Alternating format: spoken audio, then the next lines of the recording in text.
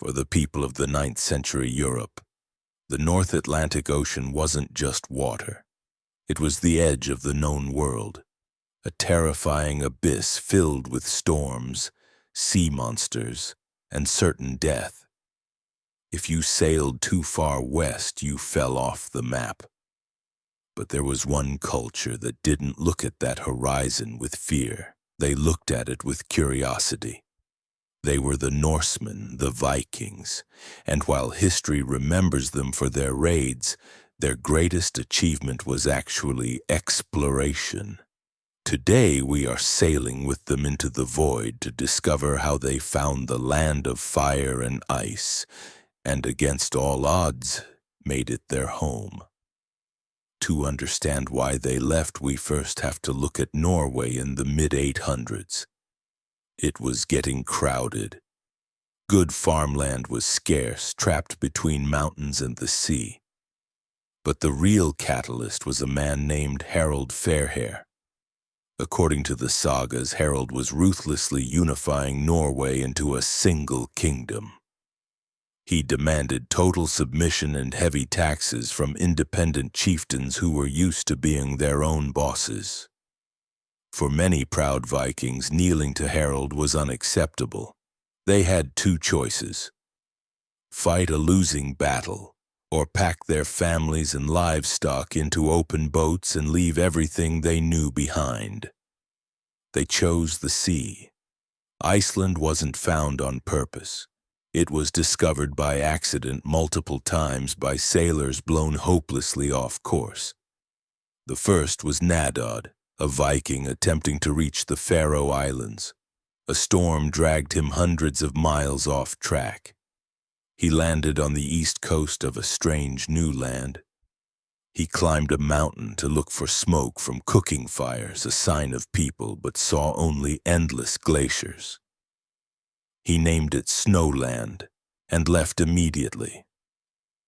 Next came a Swede named Garðar Svavarsson. He was the first to realize this wasn't just a peninsula. He sailed entirely around the landmass, proving it was a massive, uninhabited island sitting alone in the Arctic Circle. But the most famous early explorer was Flóki Vilgerðarson, known to history as Raven Flóki. Unlike the others, he went looking for the island deliberately. Legend says he used ravens to navigate. He released them one by one. When the birds stopped flying back to the ship and flew forward instead, Flóki followed them. He found the land in summer, and it was beautiful. The fishing was so abundant that Flóki and his men spent all summer fishing and forgot to make hay for their livestock. When winter arrived, it was brutal. All his animals starved to death. Bitter and defeated, he climbed a mountain and looked out at a fjord choked with drift ice. He gave the land the name that stuck: Iceland. Flóki returned to Norway, bad-mouthing the new land. But his crew disagreed. They told rumors of a place where butter dripped from every blade of grass. These rumors reached Ingólfur Arnarson.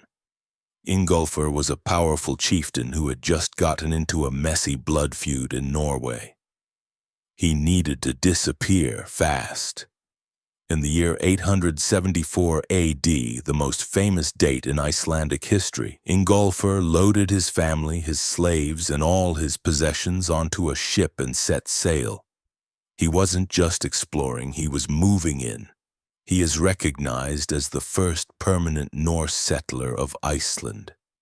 When Ingólfur sighted land, he performed a sacred ritual. He took his high seat pillars, the carved wooden posts from his chieftain's chair that represented his authority and his gods, and threw them overboard. He vowed to settle wherever Thor washed the pillars ashore. It actually took his slaves 3 years to find them. They finally located the pillars in a southwestern bay filled with strange steam rising from the ground. Ingólfur named his new farm after that steam Reykjavik, meaning the Smoky Bay. Today, that farm is the capital city of Iceland. Ingólfur's success triggered a gold rush. This period is known as the landnám, or the Age of Settlement. Within 60 years, essentially all usable land in Iceland was claimed. About 10 to 20,000 people arrived. But they weren't just Norse. Genetic studies show that while most elite men were Viking, many of the women and slaves they brought with them were Celts, kidnapped from Ireland and Scotland. The arrival of humans changed the island forever. When they arrived, Iceland was covered in birch forests. But the settlers needed wood for houses, ships, and fuel, and space for their sheep to graze. Within a few centuries, the Vikings had deforested almost the entire island, creating the barren landscapes we see today.